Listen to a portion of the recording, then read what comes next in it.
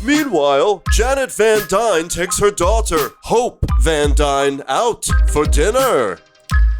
Oh my God, I'm just starving, getting big and then getting small. I'm just like so hungry, need those carbs. Where are we going to eat, Mom?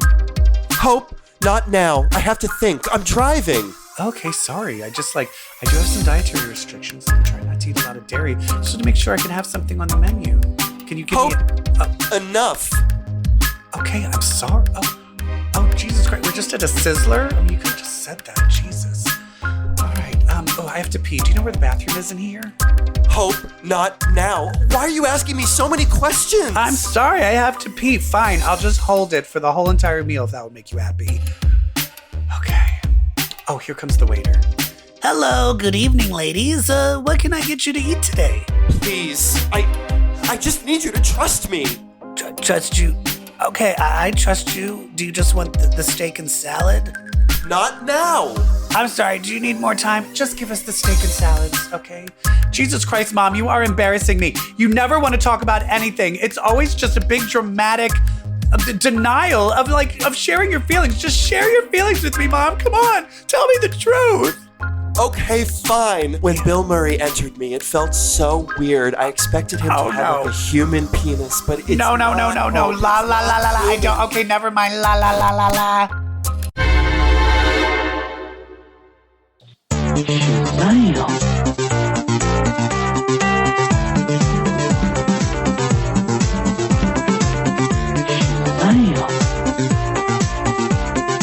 Everybody, and welcome to episode 252 of Comic Book Queers, Legacy. I am your host, Brett, and with me as always is the Wasp herself, EvilJeff. Hi, Evil. Hello. How are you doing? How would you feel if a genie came to you and said, I could give you superpowers, but it only could be the powers of the Wasp? I mean, as opposed to having no powers, sure. Okay, right? I feel like that's the right answer. I mean, because at least with that, she can fly. Yeah. You don't know how to invent those suits, though. Yeah. Oh, wait, I would still have to invent the suit. That is the power, is the suit.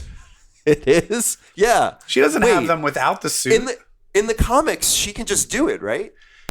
Oh, I think it's because it's like Pym particles are like radiation. So it's like if you're exposed to the Pym particles long enough, you can just do it by yourself. Because I remember how Stature, Cassie Lang, remember in Young Avengers, she gets all mad and everyone's like, Cassie, you're like the size of a building because you're upset. She's like, guess I was hanging around the Pym particles too long. Yep, and she's still less annoying than she is in the movie. Okay. We'll get back to that later.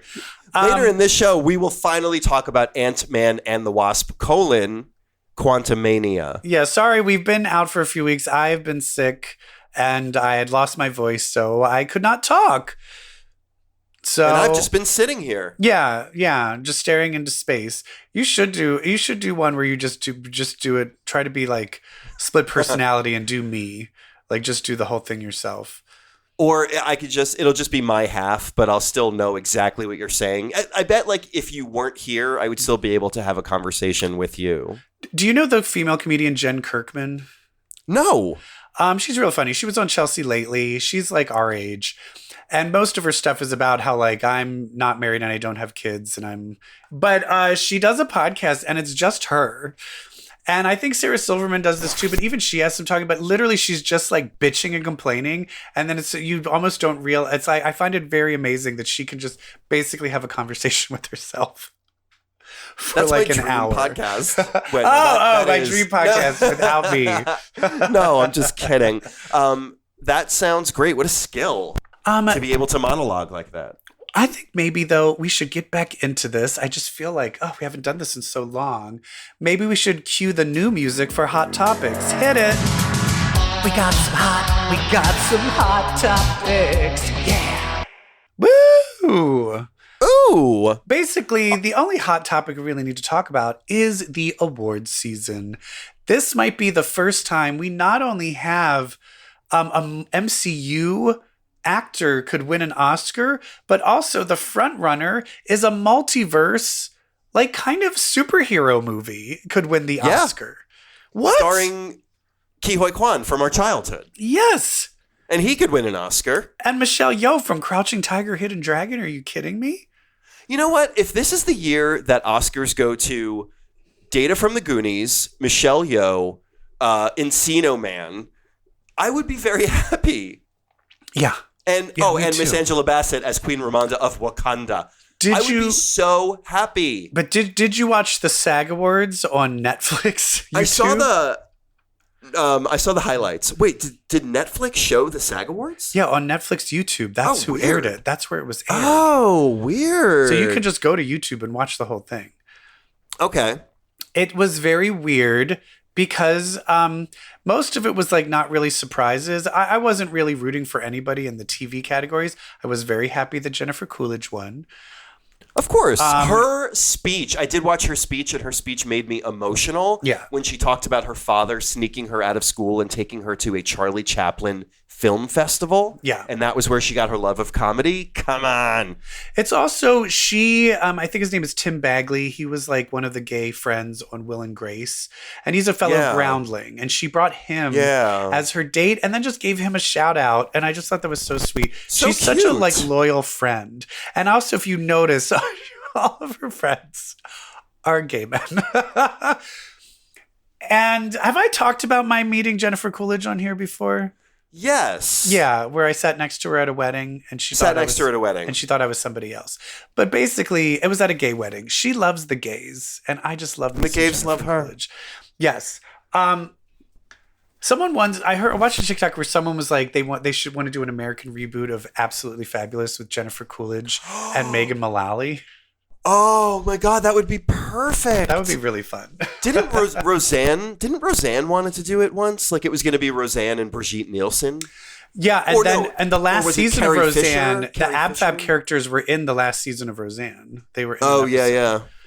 yeah. They did do one. There was a sort of remake of just where it was. Who was the girl from Dances with Wolves? What was that actress's name?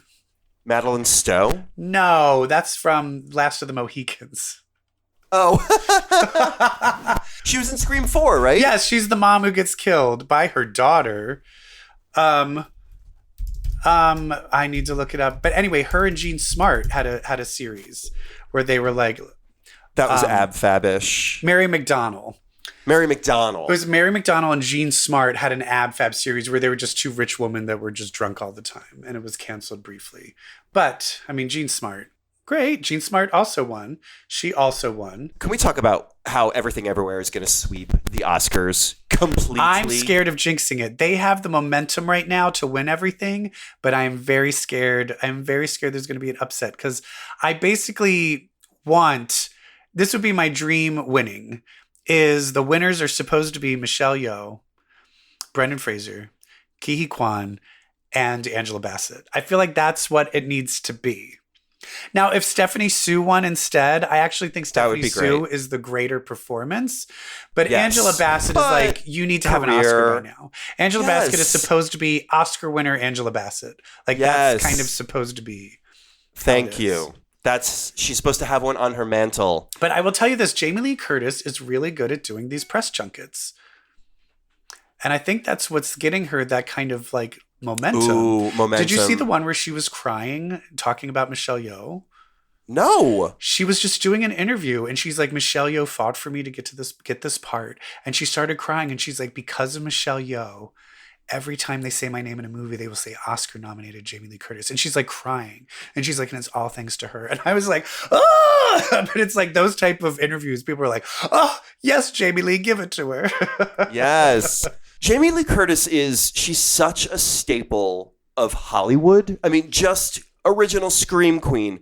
The comedies of the Fish Called Wanda and Trading Places and all those comedies of the True 80s. Lies. Like, The costume change in True Lies. oh Iconic. my God. I mean, there's going to be a huge contingent of people in the Academy who are like, you know what? We got to recognize Jamie Lee Curtis. Also, do you want to know one of her best roles, which like her acting was amazing? And this is one of my favorite movies. Freaky Friday. Freaky Friday. Ah! She's so good at it. And sadly, so is Lindsay Lohan. Lindsay.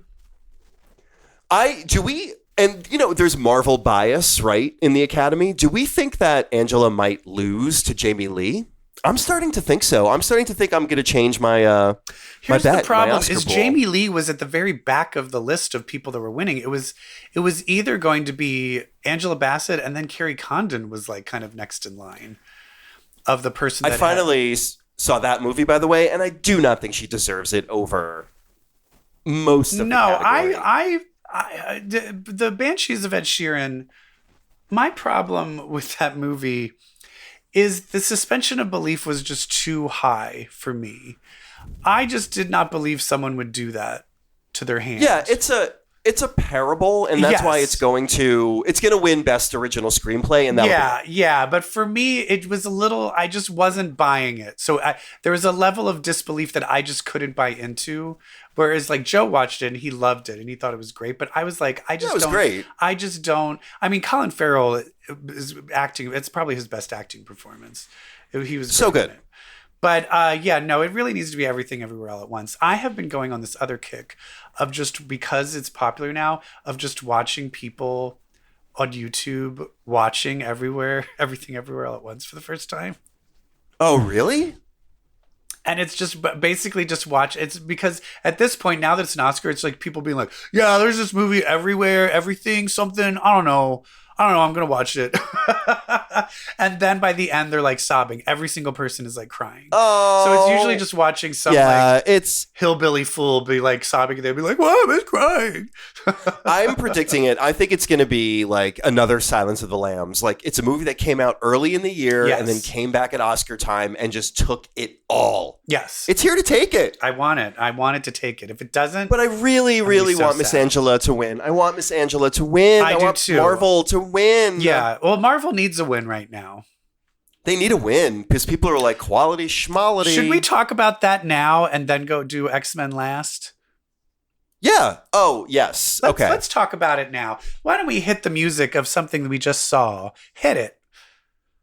I always feel like I'm watching a comic movie or TV.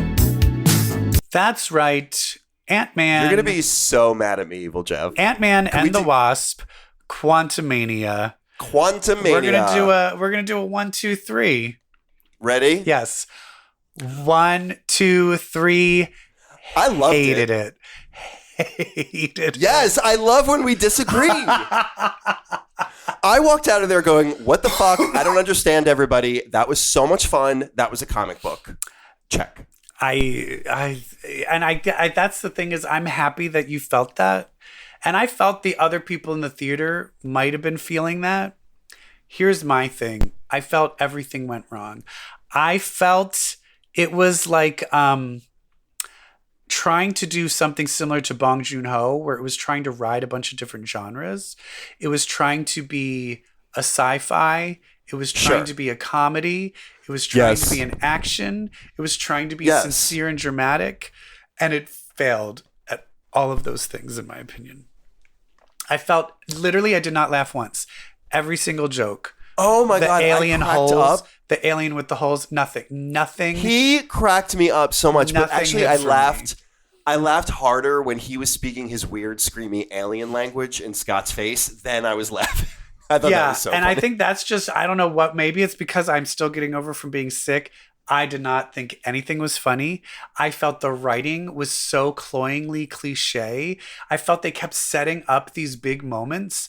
I felt the special effects and the CGI were so bad. Let's talk about MODOK. I loved Razzie MODOK. Award. I thought his Razzie Award for the worst was so funny. But it wasn't, because they were it was like trying to be funny, but then trying to be sincere, and then trying to him be like, I don't want to be a dick anymore. I was like, no, I hated it. I hated it. I hated every moment of this movie except for Jonathan Majors and Michelle Pfeiffer. I wish the whole movie, because they kind of got it. They were able to play it right. And I feel, And Paul Rudd is always able to kind of do the Paul Rudd thing. But I feel like here's the essence of an Ant-Man movie is the Ant-Man movie is always it's like a heist movie. It's a heist, yes. And they just were like, we're not going to do that anymore. We're now going to just follow into this MCU, Kevin Feige. This has to start the new phase. And it just took all of the joy out of what made the Ant-Man movies good. And so I hate it. It had to serve a higher purpose in that it had to kick off the Multiverse Saga officially. And if you think about it, this is what is different how James Gunn is like, no, I'm going to let there be like Elseworld, like Otherworld. What is he calling them? Elseworld? Otherworlds? Elseworlds. Where it's like those property. movies are going to stand on their own because they can have their own look and feel to it. For me, I'm like, I feel every movie, even if it's in the Marvel MCU and they're all connected, should be as distinct as the Wolfman. Wolfman by Night. They need Werewolf to have by Night. Yeah. Werewolf by Night. They need to have like a distinct feel to it, and this just felt like everything was just homogenized down to like Kevin Feige like bullet points to like set up the new phase. That I absolutely will give you. I mean, I'm just such a fan of Marvel movies in general. You know, I'm like, you never hear me say hate it for a Marvel movie, but it is definitely, this one did feel not like little... Doctor Strange, and that's why I did that's like true. The second Doctor Strange. I did like it because even though there was problematic things with feel... Wanda, it felt, because Sam Raimi is such an amazing director, it had a very distinct directorial quality to it, where everything here felt very bland. I also did just feel the CGI was not good. Most of the point, the CGI was not done well enough. So I was just very disappointed. For me, it was the perfect heightening of the franchise. Like, yes, we would go into subatomic space and we would stay there and we would discover all these things and everything would come full circle to the beginning where Michelle Pfeiffer disappeared. I liked all of those things in that they met my expectations of what a part 3 should do in a franchise. But nothing was surprising. We had more character development of Kang in Loki than we did here. Who is Loki? Why is he a bad guy? Why does he want to win? What is going on with him? What is the motivation? What are the stakes? They're just trying to be like Thanos 2.0, where it's like, no, Kang has his own stuff going on. And they weren't really delving into it.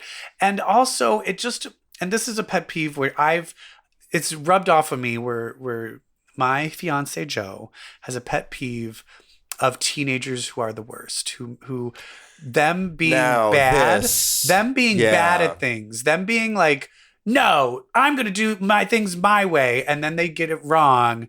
And then they cause all the problems. Like, he hates that as like a catalyst of a plot point. And I just felt so much of her just being a brat and causing, because basically everything was her fault.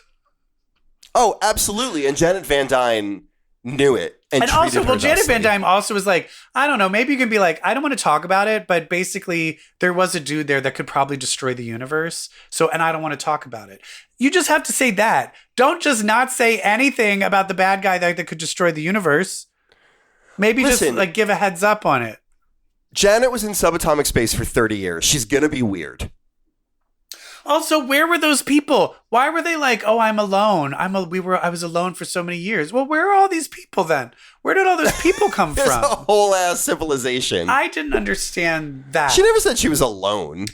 She said like, oh, it was nice being around someone. I haven't been around anyone for years. It was nice to be able to have someone to talk to. And then, she was exiled. Well, she was exiled. No. Everyone hated her because of the Kang thing. Never mind. Yes. So that didn't make any sense. Also, so you need to like, let's rewind back the end of Ant-Man and the Wasp 2, which led into Infinity Wars. How long was Scott in the quantum realm when they were snapped? They said 5 hours. Oh, he was only gone for 5 hours. Yeah. Oh, okay. I couldn't remember how long he was there because he didn't see anybody either. He's like, who were all these people? I'm like, weren't you fucking down there too? I don't know. And they keep saying it's like, it's past like the veil or the void. Like the civilization was past what they thought was the end of the line, essentially. Also, for some reason, a lot of quantum theory is on my TikTok. I really am into string theory and all that stuff. So a lot of those things show up on TikTok. And so a lot of it also, I'm just like, this doesn't make any scientific sense. I would love to see like Neil. And I will forgive it because of course it's people with powers and stuff. I know I'm supposed to forgive it, but there are so I don't know. There's just things. This is a franchise that is about a man who retains his mass when he shrinks down, yet he's able to ride ants. The whole thing is flawed. Yeah. Also, isn't it weird that he's like, okay, so he has trouble staying active when he gets bigger. But if you shrink down to subatomic quantum realm size and then get just a tiny bit bigger, why are you then still tired? Yeah, right. I don't all of it. I mean, we cannot debate I know, the science. If you go down that, it's just going to be insane. Because again, he would crush any ant he sits on if he. But then they try to make this whole entire thing of like setting up these things of like, no, you just have to like shrink and tap, and then there was like, oh, will I ever learn to shrink and tap? And I'm like, is that the big stakes? It was jump and tap. Jump and tap. Is that the big stakes thing that we're going to have? Is that she's going to learn how to do it? I was like, fuck this. Oh, yeah, of course. And I'm telling you right now, Young Avengers, maybe we do not need stature in the Young Avengers. Know. Well, I'm saying, listen, worst. I hate teenagers. And so am I excited for Young Avengers? Maybe not. No, Haley is great. No, Haley, yeah, Hawkeye. If we have Hawkeye, Speed, and Wiccan, and I'm sure they could do something great with Patriot. Sure. And then have young Loki. And I like America. I was going to say America Ferrera. America Chavez. Yeah, she's great too. I want to say though that I ate so many edibles before I saw this movie and I loved it. Well, you know what? Maybe that's what I needed to do. Because I'm sure you were so high that you thought the CGI was good. I thought the CGI was good. I was so high. I was like, wow. But I will give it to this. Michelle Pfeiffer. She was great. She can act the fuck out of anything. And I will say I ate that up where she just was like, everybody just shut up. And they're like, Mom, we're in the quantum realm. What is going on? Who are these people? Leave me alone. And they're like, okay. I loved it. Someone's chasing us. Are we going to die? I can't talk to you right now. You're like, she was so put out by everyone. Shut the fuck up and tell me. I'd be shaking and be like, bitch, what's going on? This is what would happen if I came back to Earth after 30 years in another dimension. I'd come back to Earth and be like, oh my God, I forgot how fucking annoying everybody is. And I'm telling you they missed out on a twist. Janet Van Dyne should have been on Kang's side. Oh, that would have been great. That would have been the twist that we needed. You know what? That would have been great. But if she was actually exiled and she was sent out away from them, that would have been much more fun. That would be cool. She's too good a person. I do love that the new epic Marvel event starts with Janet Van Dyne. The Marvelite in me just has such nerd joy about that. Sure. But then I like it. I also was just, so this world of, so just like now it's like, it just reminds me a lot also, because then at the end where you just see all of the Kangs getting together, it just, I'm going to tell you this, you wouldn't know what I'm talking about, but it's Rick and Morty. Like, it's not as good as Rick and Morty. Yeah, no, I get what you're saying, but it also was the source material for Rick and Morty. You like that. That's a very famous panel at the end. When they show all of those Kangs. But here's the thing. It's the same thing when I watch Venture Brothers, which is parodying a lot of famous old comic books. Yeah. When the parody is doing a better job of the movie remake telling of it, you're in trouble. Yeah. I just wanted to see an X-Men. I didn't want to see the final spoiler is just a Loki. You know what? I have to say this. I have deep down inside... I know. Well, that's the other cheating thing of like, just kidding. It's the trailer for the next thing. That's your scene. But I, frankly, am nervous about the Multiverse Saga overall because I think the seed of the idea, I think the essence of the idea is, hey, wouldn't it be great? How do we top Endgame? I know it's basically the same thing, but... let's have like Jessica Alba and Hugh Jackman and Ben Affleck as Daredevil and anyone who's ever been a Marvel character ever in it. And that's how we out Endgame. And I'm like, that's truly what all of this is. I know, but guess what? We already did it in Spider-Man. We already did it in the animated I know, Spider-Man. and we're doing it in The Flash. I know, and it's it's a weak foundation to build like 2 years of movies off of. Which is why I'm going to say a bold statement right now, Brett. I know. Kevin Feige, you're on watch right now. I don't know if you should have this, if you should be in charge of the MCU forever. I don't know if it's going in the right direction. It's like the curse of the sophomore album. Like everyone's like, oh, I wanted to like it so bad. Like I think they need to get, because James Gunn is the great writer. They need to get someone that's a great writer. And I know he's awful, but like Joss Whedon type. James Gunn, Joss Whedon, they need that type of writer, but then they need to bring in like a Hickman who is a fucking world creator and a plot. And he's someone who knows from point A to point Z of like where things are going to go. Yeah. Because I'm telling you right now, they keep on. I feel like they're hedging all of their bets of everything's leading up to the Fantastic Four, and I'm like, no one gives a shit about the Fantastic Four. Well, no, that's the rumor. The Fantastic Four, they say, are not even going to be in. Well, in fairness, they said they're not going to be in the Kang Dynasty. That does not mean they won't be in Secret Wars. But I feel like they're just going to be the last reveal.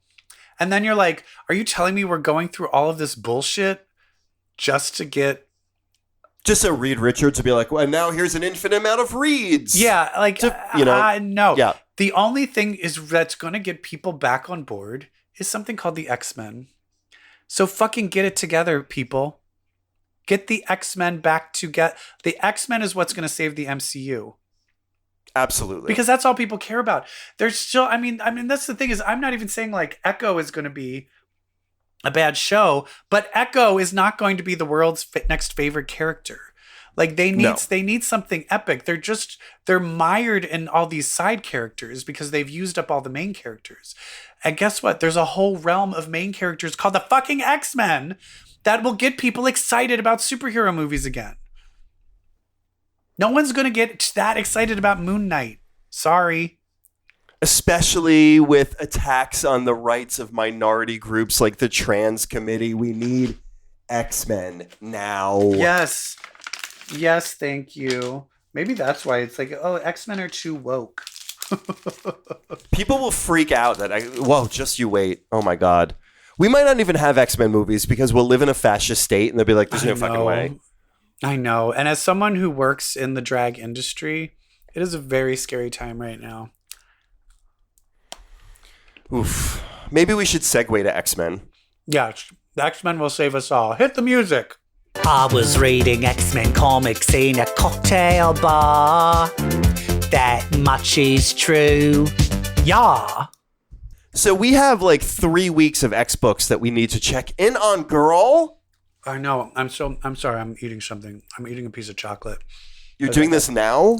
I needed like a sugar rush because I was so upset. Oh my God. Whatever you need to do to cope. All right, listen. I read X-Men comics. All right, so we have there's the world of Sins of Sinister. Sins of Sinister. And then there's the world outside of Sins of Sinister. So do we want to go inside? Let's start inside the world of Sins of Sinister. Yeah. Okay. So we've got Nightcrawlers to talk about. We've got Immoral X-Men to talk about. And I think that's it. Yes. So give us a brief of Nightcrawlers. Yeah. Nightcrawlers, the world is fucked. And Sinister has fully taken over. There is a brigade of Nightcrawler chimeras that are kind of a hit squad. And so they encounter, and there's like a Domino one, there's a Spider-Man one, there's a other ones, and I found the Spider-Man one interesting. I loved him, but no, I just interesting. No, from a scientific experiment of the idea of it's not a mutant. Yeah, and because his powers were given to him by like a radioactive spider, how do you recreate that in a chimera? Right. So I found that interesting. Yeah, it was really cool. And I just loved him as a character, too, because he is the one who later on will sacrifice himself in order to advance the cause of Mother Righteous, who using Vox Ignitus. Is that the Banshee Spirit of Variance hybrid? Is That able guy to free people. with the scream Yeah. From the sinister diamond brainwash. influence. Yes, and so that's really what happens at the beginning of this book is Banshee screams and frees this team of Nightcrawlers from Sinister's programming, and they gain independence. I also just... And they, well, kind of, sort of, because they're working for Mother Righteous, which is still kind of like being enslaved. But can I just say, when I was throwing out like, oh, there's rumors that Mother Righteous is the other Mr. Sinister, Yeah. that no one ever thought that Mother Righteous is literally the two words of the opposite of Mr. Sinister. That I know, right? How like, dumb it are was we right all? right there the whole time.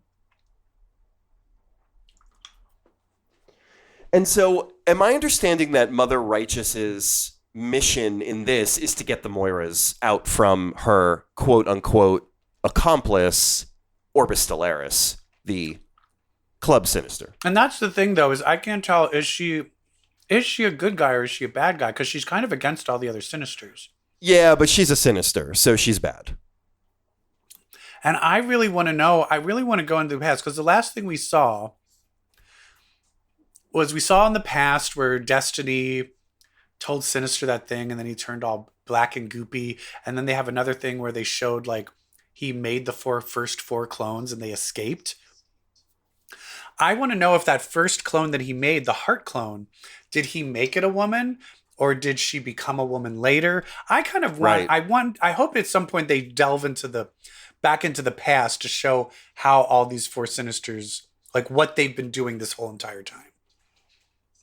Yeah, their backstory. Yeah, I'm really how excited how for they that. got to. Yeah, that would be great. No, it's a really good. Great. But know who seemed to be center stage in Immoral X-Men. That was one thing before we get off this book is it's really the only time we see the other three Sinisters together in one room. Yeah, is in Nightcrawlers, which is of note. And the Club Sinister and Heart Sinister take out the Spade Sinister. So yes. And the Spade Sinister is the Dr. Stasis. Dr. Stasis. Yes. So he's dead. The Orcus. Is he Yeah. dead? He dead. Yeah. Okay. But then it's like, but is there another clone of him? I don't know. It's always Of course. it's always tricky. That's what makes him maddening.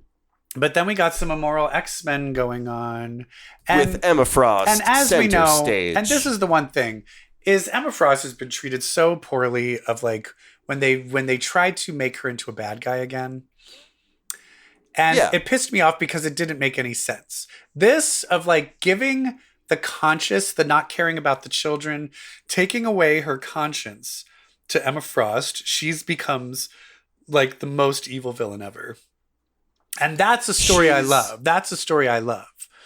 This is great. I'm worried coming out of this, she's going to realize kind of like how well that fit, how nice that felt, like how much she liked it. Yeah. Having no conscience. Fingers crossed. I don't wait. Are you saying you want her to be a bad guy? No, I'm worried that she's going to like there's no I've completely made this up in my head. I'm so worried she's going to come out of the Sinister programming realizing she enjoyed the Sinister programming. No way. No, I think I'm just scared. I think she's gonna. I think it's I think the amount of guilt she's going to have that she enjoyed it is going to have her go even further to good. I think that's what's going to happen. Oh, I hope so. But this opens with, I think it's Nick Fury, Nick Fury Jr. and a squad like trying to take down Sinister, and they're like, okay, let's go, and then they jump out of a skyscraper window, and was so funny. that was crazy. And it turns out that was Xavier's way of assassinating. I know, but it took me a hot second to realize what was happening. I was like, wait, they all just like committed suicide. Wait, what's happening? And then you see Xavier and I was like, oh my God, no! I loved it. I love that they're like, so this is the exit. And they're like, no, we have to take the window. We all have to jump out the window. Like, yeah, wait, what? Good use of telepathy there. Yeah. Yeah, it's great. What else happens in this? A lot of this book is Sinister talking to a clone of himself. Right. And then he kills the clone. About the other. It's just about how out of control this has all gotten. Yeah, and he doesn't especially have with the other access to the Sinisters. Multiverse, so he's kind of stuck in it. Like, he wants to reset it, but he can't.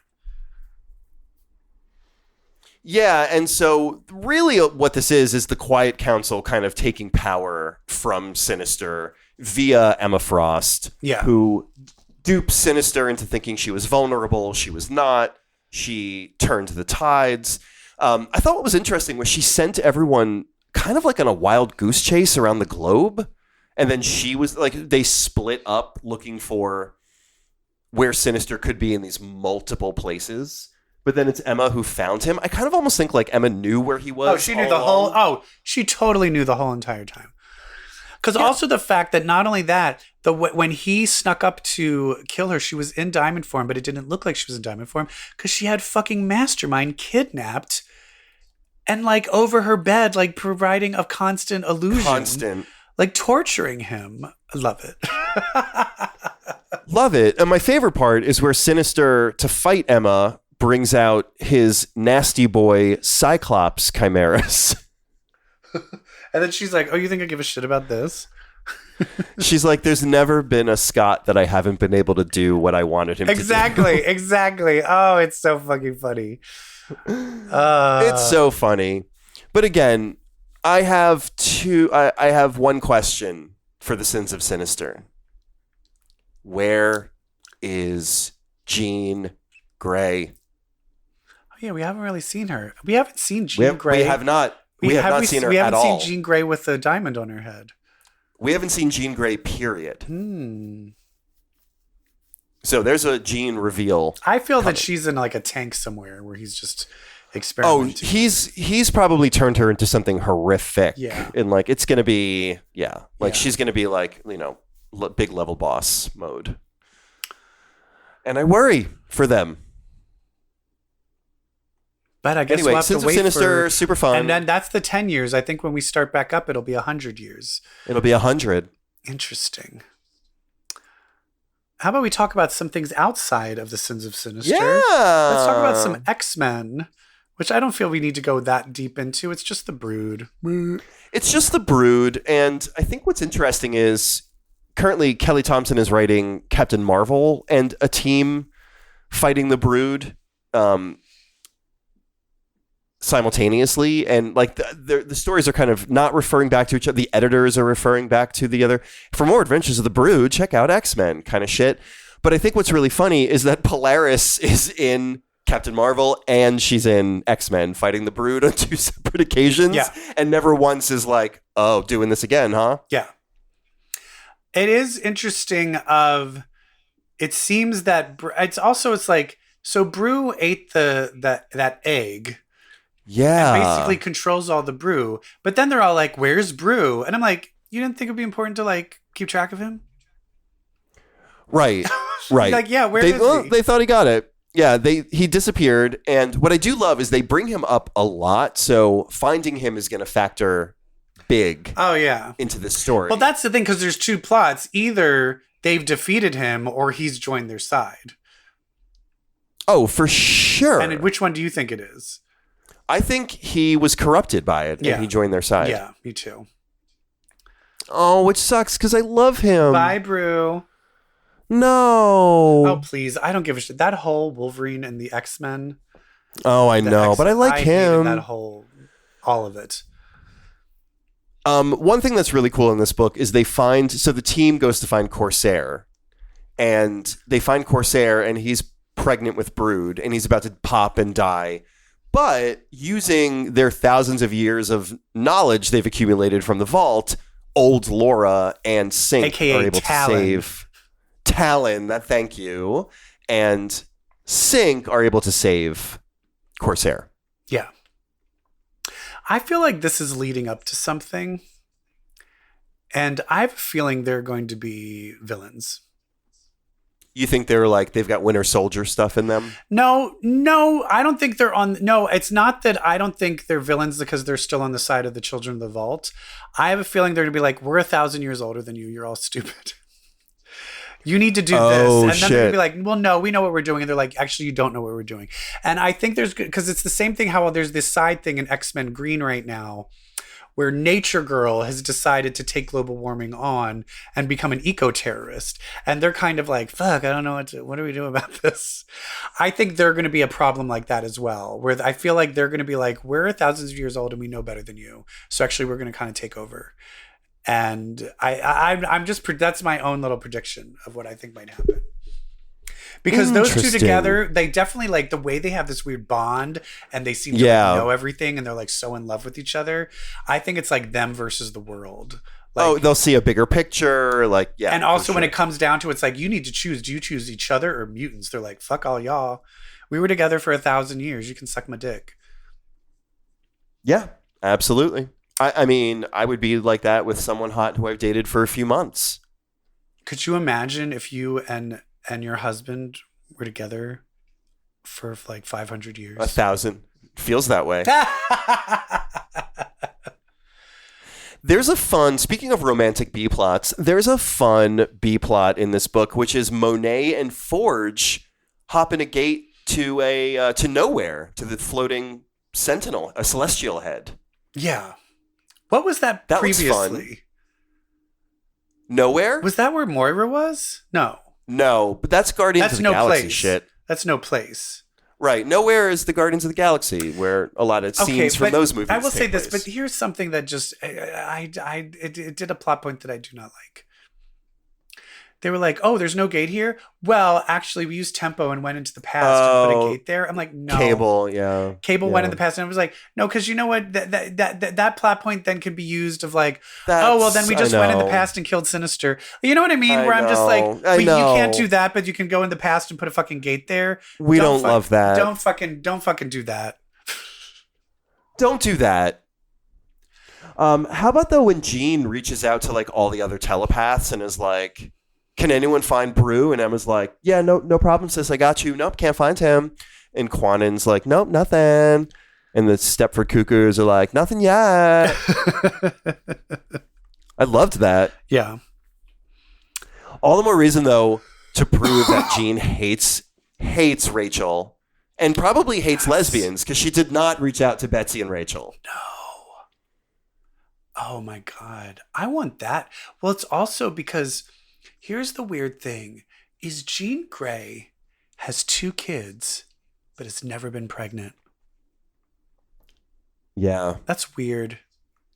She either pulls the baby from the future, where she didn't have to deal with it, or she gets a clone to have the baby for her. That's fucked up. I need some confirmation about that. That's why she never fully claimed Rachel as her own daughter, is because she knew she was a lesbian, because Jean can always detect if you're gay. Yeah. Yeah. She was like, ew. She's like, what's that in your head? Softball practice.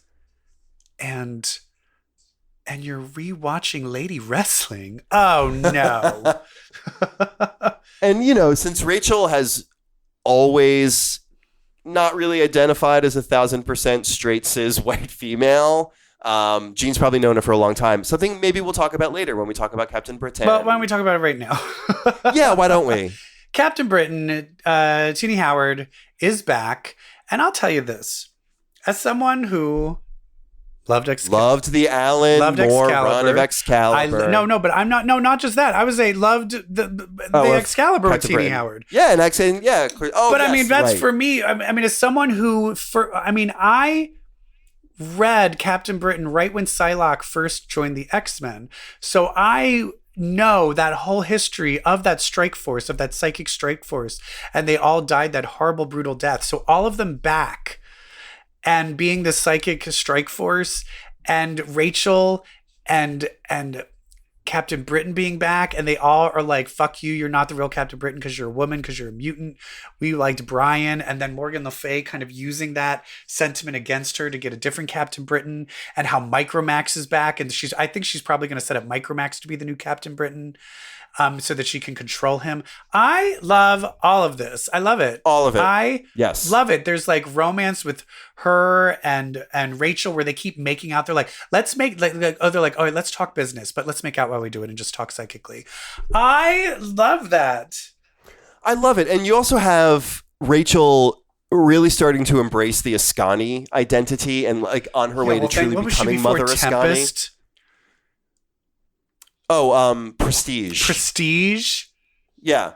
Stupid. You've had this Mother Ascani thing for decades now, and no one's really ever touched it until Teenie Howard was like, I'll do it. You've got Howard Rachel took literally 40 years of lore and was like, let me just wrap all this up in a fucking bow for you.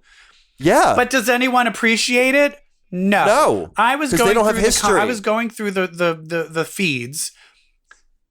Everyone, these fucking incel fuckers that read Marvel, they are like, why does it have to be all woke and gay? And they're like, they are never talking about gay rights in this. They just happen to be fucking each other. And then they're like, Betsy wasn't gay. Yes, she was. And when Phantom X split up into a woman, she was licking Pluster's pussy. She was licking her pussy. And then people like, well, Rachel wasn't a lesbian. She had a fucking mullet. Are you serious? She had a fucking mullet. She was been non-binary since the beginning. Remember, what was the whole thing in the beginning of Excalibur when it was someone who was going to promise her like femininity, and then she came back and like she had her braid and embraced like the hound costume. Yes. Well, but it was all about like, would you really finally like to feel like a woman? Like, I remember that, and that spoke to me. Rachel has always been queer coded, always, always, always. Yeah, and especially because, and that was when Kitty had a crush on Alistair. I forget his last name, but he was like the kind of scientist that was along on the Cross Time Caper, and he was in love with Rachel, and Rachel was like, ew, what? Gross. And if you notice, the only time she did she had a little brief dalliance with Nightcrawler. Right, which she was like, if I'm going to fuck a guy, he can't look like a human. Right. No, but then the other people are just mad that Teenie Howard still has this world. They're like, why are they giving it back to her? It sucked so much. And I'm like, it's never been bad. I've thought it's been good. Been exactly correct. So yeah. I think this is great. Because they're now back in the mansion.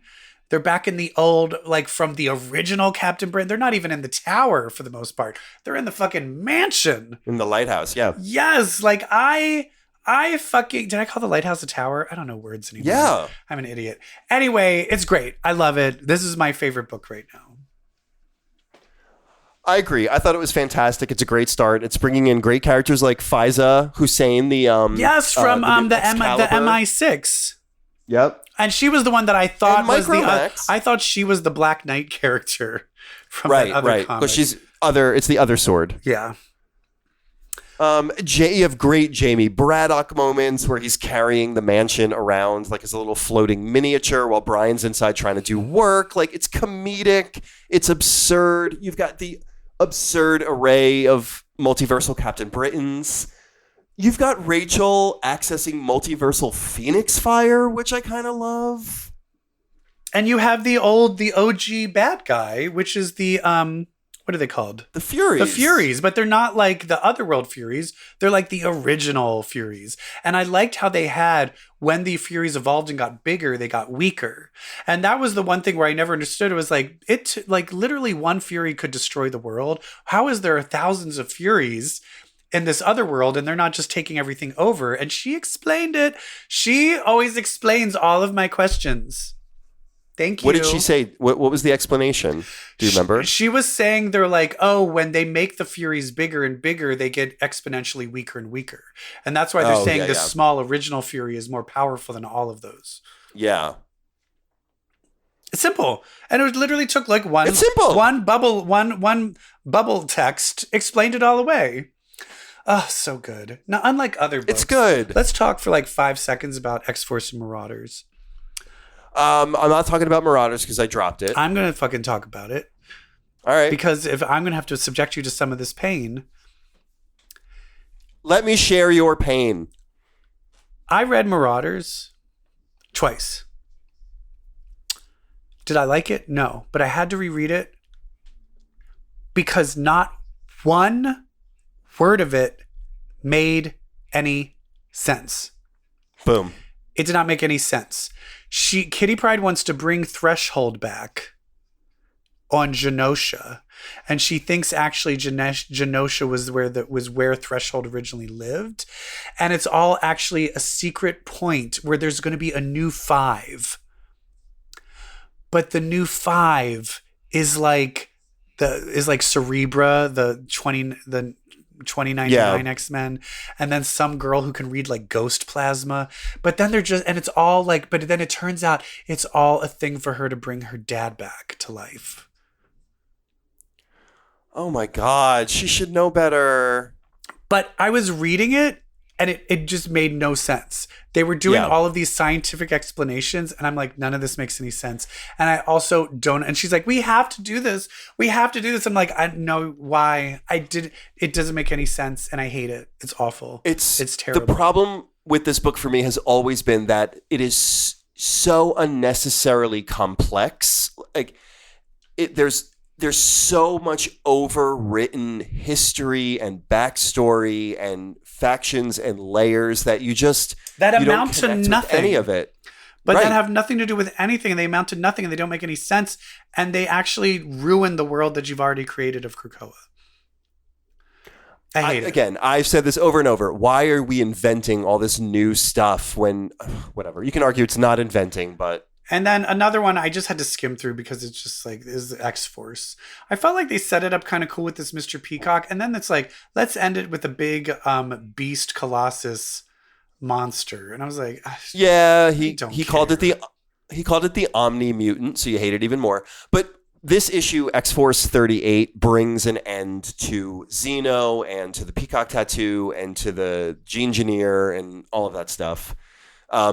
So there's value in that. And like now it feels like we're really just going to shift focus to Beast, maybe, probably. Finally. But they are leaning in hard on this being a book about Domino, Omega Red, and Deadpool. I think there's going to be a new X-Force lineup coming up where they are very much front and center. So I can feel myself and my relationship with this book kind of slipping away. Domino, sure. Deadpool and Omega Red, who gives a fuck? And that's like, Omega Red is so not interesting. I don't get it. I just don't get it. Maybe it's like you have to be a straight man to get it. I don't know. Maybe it's whatever the thing that makes you like football makes you like Omega Red. I don't know. I think there's a good sound theory there. We also have Sabretooth and the Exiles. Did you read that? Yes. Okay. It's good. I like this cast. Mm-hmm. And I guess right now they're still fighting Dr. Barrington. Dr. Barrington escaped to this thing called Station 4, Orcus' Station 4, where they've got superpowered little kids down there. The kids are already attacking the team. They kill Madison Jeffries. And basically the team do you is think just because needs to they go kill get Madison these Jeffries, kids? I don't think he can be resurrected because they think I think he's just I think he's now just like a computer probably. I agree. I don't think he's dead because I think his conscious, because he was like, hurry up and upload. So he was like, think fast, think fast. Yeah, I think he's just the ship now. There'll be a twist, exactly, with Madison Jeffries. But yeah, this is the big reveal, is that the reason for the Victor Creed that they found on the astral plane is there is a hunter of multiversal saber-teeth. There's a multiversal hunter hunting Sabretooth, and that multiversal hunter is Graydon Creed, Mystique and Sabretooth's human son. What, where is he from? X Factor. No, that's Cameron Hodge. He was big. What the big But thing is was he from a different hunting, dimension, or is that real? Oh, I don't know, because he was really like genetically engineered. He definitely looked like he had his head sewed on someone else's body. So this could be our Graydon Creed. But they really fucked and had a baby? Yep. And he's not a mutant? Nope. That seems impossible. I really hope... That's what Graydon Creed thinks. I know. I will say... Oh, is that why he's mad that he's not a mutant? I mean, deep down, probably. Was this a late 90s? I feel like that all must have happened when my brief stint of not being the X-Men. One thing that put him on the map was, what was it where Sienna Blaze and Graydon Creed and someone else, they were like hunting the Hellions and hunting. It's where Fitzroy killed the Hellions. Graydon Creed was part of that. Oh, right. Oh, okay. line. So right when the X-Men split into two groups, the blue team and the gold team. Yeah. And then X-Men Forever, there was like a big storyline. Was it, what book was it where like Graydon Creed was assassinated and it turned out it was Mystique who had like traveled back in time and assassinated him or something? It was weird. Was that the one she was on the team with Rogue? No, I think it was X-Men Forever. Oh, I didn't. I think it was like a side book. Oh, okay. Yeah. I will say this. I think I want them to bring back my favorite Sabretooth multiverse character. The one from Exiles, the one from Exiles. AOA. Yeah. Yeah. So bring him back. Yeah, that'd be awesome. And make him the lead on this book. Or don't. I don't care. It's fine. This is a good book. Could we talk about my favorite book, though? What? Rogue Gambit #1. Rogue Gambit number First of one. all, I just want to say this. Jeff and I, not you, my husband Jeff and I, we were out on our balcony and we saw these two stray cats down below that we have been hearing at night and seeing. So it's very clear that there are two stray cats who I think are fucking behind our building. So we named them Rogue and Gambit. Because they're mischievous and they're always getting into trouble. Does and one have like a white stripe on the head? Yeah. And so the energy that those two cats gave that made me land on naming them Rogue and Gambit, that energy is all over this book and I love it. Did Leah Williams write this? No, this is Stephanie Williams. Is she related to Leah Williams? No, but she's great. Yeah, it definitely had that feel of... I liked... Stephanie Phillips. Phillips. I liked that it was... the majority of this was just like couple that have been together forever fighting banter. Oh, yeah. Like guy just wants to get away with doing, getting drunk and getting into fights. Because I kind of love it where she's like, oh my God, I had to save the world. I'm just a few hours late. Why are everybody attacking you? He's like, well, you didn't show up. So now So now I'm drunk and fighting ninjas. Yeah. Because you were a few hours late. It's your fault. It's great. It's great. And then the addition of Destiny, like this is just good comedic formula. I love Destiny hating Gambit. Destiny hating Gambit, Destiny thinking Rogue can do better. Rogue even thinking she could do better every once in a while. Rogue hating Gambit. Gambit having an explanation and an excuse for everything. Gambit also feeling confined. It's really good. Yeah. And the thing that's interesting is Destiny comes saying, I need you to get Manifold to help me with something, but she won't say what. And then it just cuts to Manifold laughing. He's like, why the fuck am I going to you want me to fucking help Destiny? And then they're like, well, yeah, we don't really know why either. He's like, fuck you. But they decided. And I love that he's mistrustful because of everything he experienced with Brand. Yeah. And the next thing is that he's like, oh, well, I'm actually monitoring all these superpowered people are being kidnapped. So we have Lady Deathstrike has been kidnapped. And they're like, okay, well, let's do some quid quo pro. If we help you with this, maybe you'll help us with our thing. And that goes horribly wrong. And this is my one thing that I hate. Can you guess the thing? Powers. The power dampeners. Powers are taken away. Stop I know, the me too. Power dampener thing. I know. As soon as they got hit with a gun, I was like, here we go. It's easy. It's too simple. Stop it. It's lazy writing. It is lazy writing. One thing I'm very excited about is they list the other villains that have been kidnapped or gone missing. And one of them is Vanisher.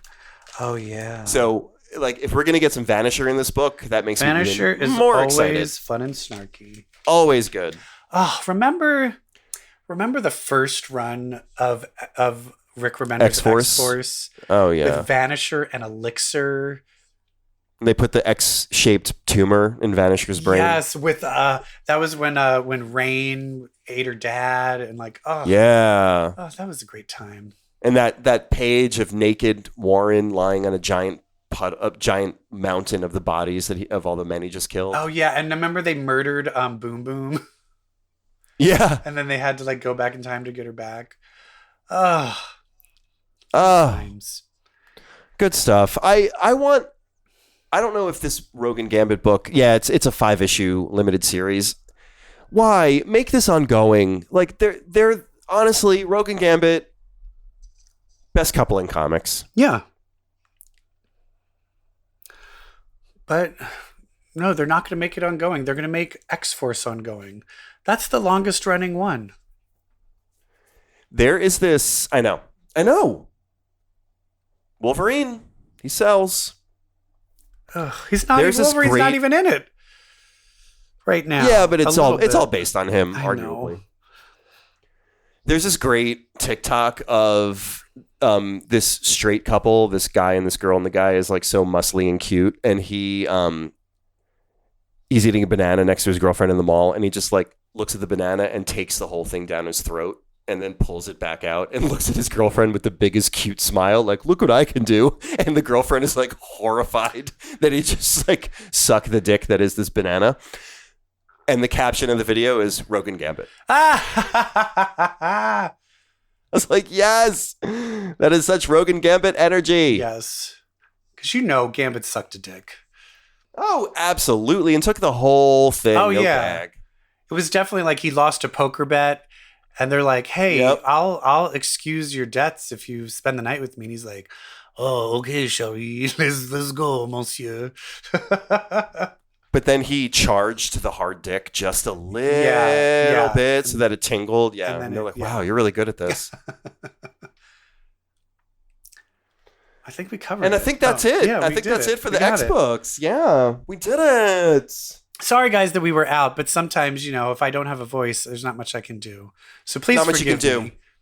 Yes, please. We'll be back with many, many, many more episodes. And we'll talk about them Oscars. Yeah. Well, because those will have aired. and also, I don't know if it'll be next week or the week after, but we'll be talking about a certain Scream 6 movie that's coming out. Woo! I'm so excited. And we'll reserve judgment of whether I will either love this movie or hate this movie based on one Because outcome. if Gale Weathers dying or not. I was talking to someone, they're like, of course Gale Weathers is going to die. I'm like, no! I mean, that's what I'm going in. Like, of course Gale Weathers is going to die. Like, of course. Also, though, here's my prediction. So you've got, like, Jenna Ortega, and you've relegated her to the second banana role. Like, she's not our new Sydney. I think, what's her name, who plays Sam, is Billy Loomis's daughter, our new Sydney. I think she's going to die. Right? Or I think... You got to elevate Jenna Ortega. Well, I think they were definitely setting up of her having that evil serial killer side from Billy Loomis. So there's a chance that she could be the killer. She could be the killer. So she might be the killer in this one. I just want to remind you, yes, Sam, that character is Billy Loomis's daughter. That also makes her Laurie Metcalf, a.k.a. Mrs. Loomis, a.k.a. Debbie Salt's granddaughter, which makes her one of the best characters in the franchise. Oh. All right, everyone. Thank you so much. Thank you. Thank you. We'll see you next week. We'll talk about comics and dicks and butts and Oscars and actresses, and hopefully the MCU will have its first acting award Oscar. Yeah, because I hate to break it to you. If you think Angela Bassett should win the Oscar next week, well, that makes you queer. Bye. Bye. Bye.